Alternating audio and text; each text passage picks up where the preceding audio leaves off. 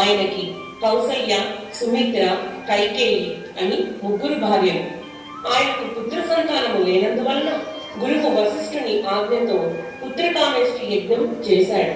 యజ్ఞ పురుషుడి ఫలం వలన ఆయనకు రామ, లక్ష్మణ, భరత, శత్రుఘ్నులని 4 కుమారులు కలిగారు.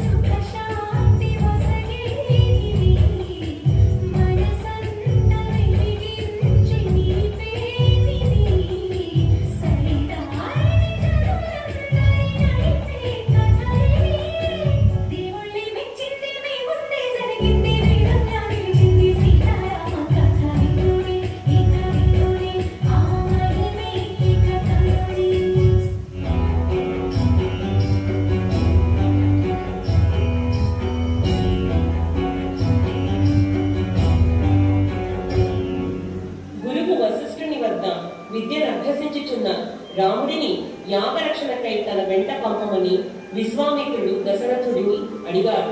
రాముని తోడుగా లక్ష్మణుడు కూడా విశ్వామిత్రుని వెంట వెళ్ళాడు. విశ్వామిత్రుడు రామ లక్ష్మణులకు దివ్యాస్త్రాలను ఇచ్చాడు.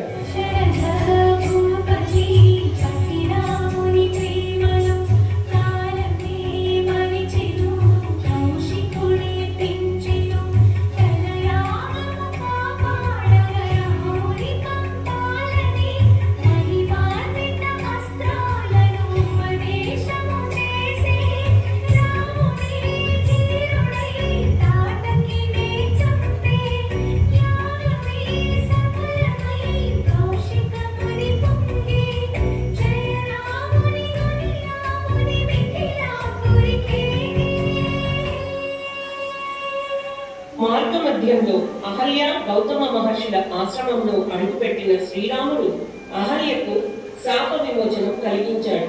మిథిలా నగరానికి రాజు జనక మహారాజు. ఆయనకు నాగేటి చాలులో సీతామాత దొరికింది. ఒకనాడు ఆటలాడుతూ సీతమ్మ బంతి కోసం శివధనస్సు ఉన్న పెట్టెను జరిపింది. అది చూచిన జనకుడు, ఎవరైతే శివధనస్సు ఎక్కువ పెట్టగలరో వారికే నా కూతుర్నిచ్చి వివాహం జరిపిస్తానని స్వయంవరం ప్రకటించారు. ఎందరో వీరులు శివధనస్సు ఎక్కువ పెట్టడానికి ప్రయత్నించి విఫలం అయ్యారు.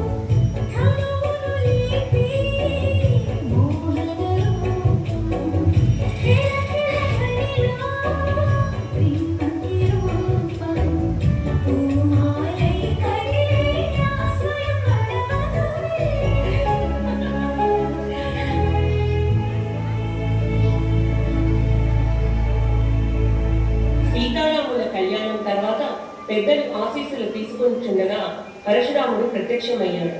శివధనస్సు విడిచిన శ్రీరాముడిపై కోపంతో ఊగిపోతుండగా దశరథుడు, జనకుడు మన్నించమని వేడుకున్నారు. శ్రీరాముడు పరశురామునికి నమస్కరించి, ధనస్సు ఎక్కువ పెట్టడమే నా సంకల్పం, అది విరగడం ఈశ్వర కటాక్షం అని అనగా పరశురాముడు తన విష్ణు ధనస్సును ఇచ్చాడు. శ్రీరాముడు విష్ణు చాపం ఎక్కువ పెట్టగానే పరశురాముడి అహంకారం అణిగి హిమాలయాలకు వెళ్ళాడు. శ్రీ సీతారాముల కళ్యాణం లోక కళ్యాణానికి హేతువైనది.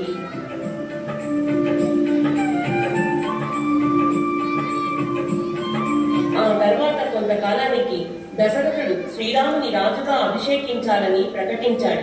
అయితే మూడవ నాడు కైకేయి వద్ద దాసిగా ఉన్న మందర కైకేయికి లేనిపోనివి చెప్పి కైకేయి కొడుకైన భరతుడిని రాజుని చెయ్యమని నూరిపోస్తుంది. కైకేయి పూర్వం దశరథుడిచ్చిన 2 వరాలు కోరుకుని రామునికి వనవాసం, భరతుడికి రాజ్యాభిషేకం కోరింది. తండ్రి మాట ప్రకారం శ్రీరాముడు, ఆయన వెంట సీత, వారికి తోడుగా లక్ష్మణుడు వనవాసానికి వెళ్లారు.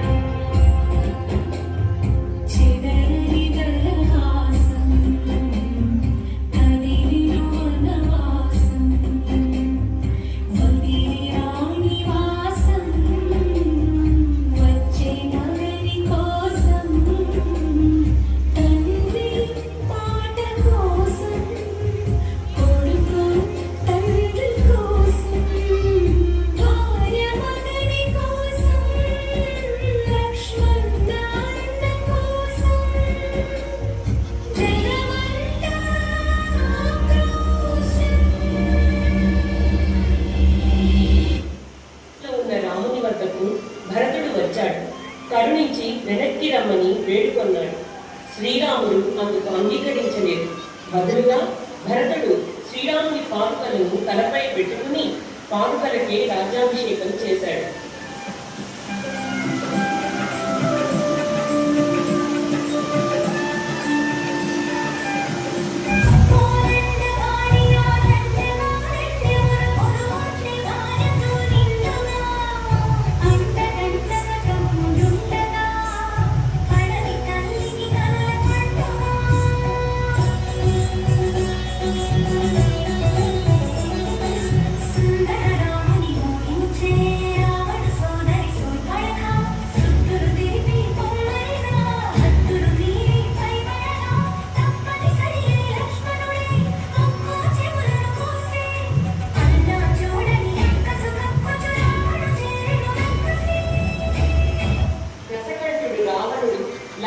అజేయుడైన చక్రవర్తి. ఆయన తేజస్సు, విజ్ఞానం, మేధాశక్తి అపారమైనది. శివభక్తుడే కాక అష్టదిక్పాలకులను జయించిన వీరుడు. శివుని మెప్పించి ఆత్మలింగం సాధించాడు. విభీషణుడు రాముని తమ్ముడు, సత్యవాది, ఎల్లప్పుడూ ధర్మాన్నే ఆచరిస్తాడు. కుంభకర్ణుడు రాముడి 2వ తమ్ముడు, మహాశక్తివంతుడు. అయితే ఇతడు దేవతల శాపం కారణంగా 6 నెలల నిద్ర, 6 నెలల మెలకువతో ఉంటాడు. రాముడి కొడుకైన మేఘనాథుడు ఇంద్రుని జయించి ఇంద్రజిత్ అని పేరుగాంచాడు. లంకాధిపతి రావణుడి చెల్లెలు శూర్పణఖ శ్రీరామలక్ష్మణులచే తిరస్కరించబడి అవమానంతో తన అన్న వద్దకు వెళ్లి సీతను చెరపట్టమని కోరింది. సీతను అపహరించడానికి రావణుడు మారీచుని బంగారు జింకగా మారమని ఆజ్ఞాపించాడు.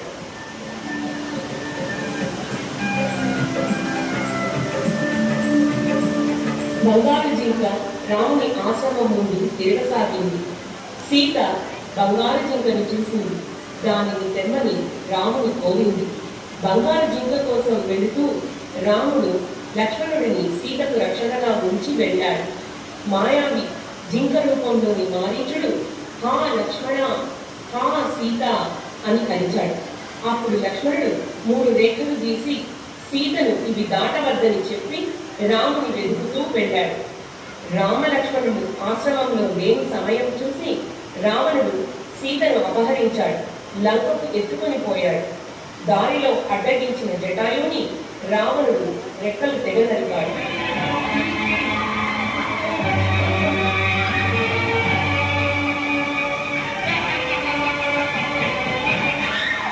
రాముడు ఆశ్రమానికి తిరిగి రాగానే సీత కనపడకపోవడంతో ఆమెను వెతకడం ప్రారంభించాడు. అడవిలోని ప్రతి చెట్టు, ప్రతి కొండ చుట్టూ తిరుగుతూ ఆ సీత, ఆ సీత అని ఆర్తిగా పిలుస్తూ బాధగా వెతుకుతున్న రాముడికి కొన ప్రాణాలతో ఉన్న జటాయువు కనిపించాడు. రక్తపు మడుగులో ఉన్న జటాయువు రాముడికి సీత జాడను తెలిపి మరణించాడు.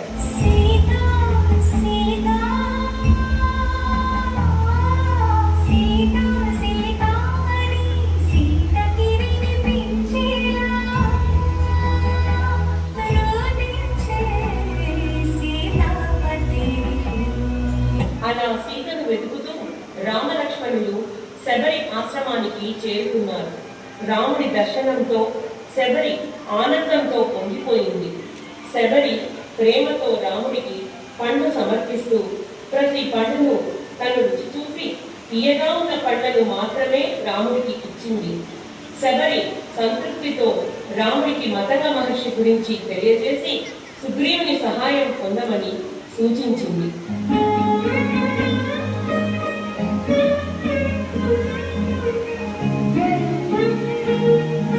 సీత కోసం వెతుకుతున్న రాముడికి హనుమంతుడు కలిశాడు. రాముడిని సుగ్రీవుని వద్దకు తీసుకువెళ్లి సీతమ్మ నగలను రాముడికి చూపించాడు. అవి చూసిన లక్ష్మణుడు ఇవి వదినమ్మవే అని చెప్పగా వానర సైన్యం మొత్తం రాముని వెనక నిలిచింది. రాముడిచ్చిన అభయంతో సుగ్రీవుడు వాలిని యుద్ధానికి పిలిచాడు. కానీ వాలి సుగ్రీవులు ఒకే పోలికతో ఉన్నందువలన శ్రీరాముడు వాలిపై బాణం వేయలేకపోయాడు. యుద్ధంలో ఓడి తిరిగి వచ్చిన సుగ్రీవుడిని ఓదార్చి రాముడు సుగ్రీవుని మెడలో పూలమాల వేసి తిరిగి యుద్ధానికి పంపించాడు. వాలి సుగ్రీవుల మధ్య పోరాపోరి యుద్ధంలో వాలిపై బాణం వేసి రాముడు వాలిని సంహరించాడు. సుగ్రీవుని కిష్కింధ రాజ్యానికి రాజుని చేశాడు. రావణుడు అశోకవనంలో సీతను ఉంచాడు. తనని వివాహమాడమని సీతను వేధించసాగాడు. అప్పుడు సీతామాత గడ్డి పరకను ముందుంచుకుని రావణుడితో రాముని గురించి హెచ్చరించింది.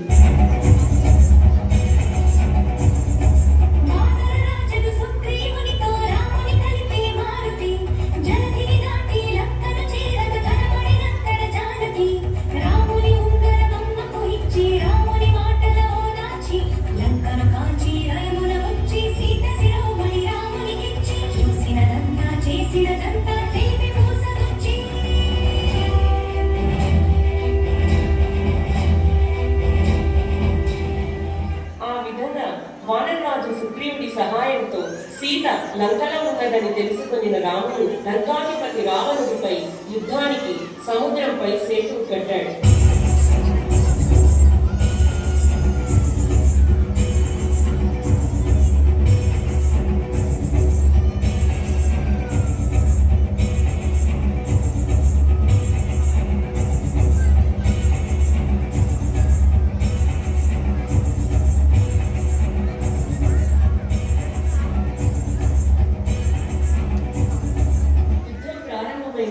రావణుడు అనేక మంది రాక్షస వీరులను యుద్ధానికి పంపాడు. వానర సైన్యం అందరినీ మట్టి కనిపించింది.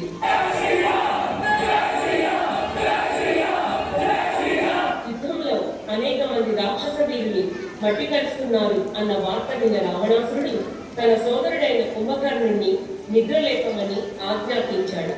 రావణుని ఆజ్ఞ మేరకు కుంభకర్ణుడిని నిద్రలేపడానికి ప్రయత్నించారు.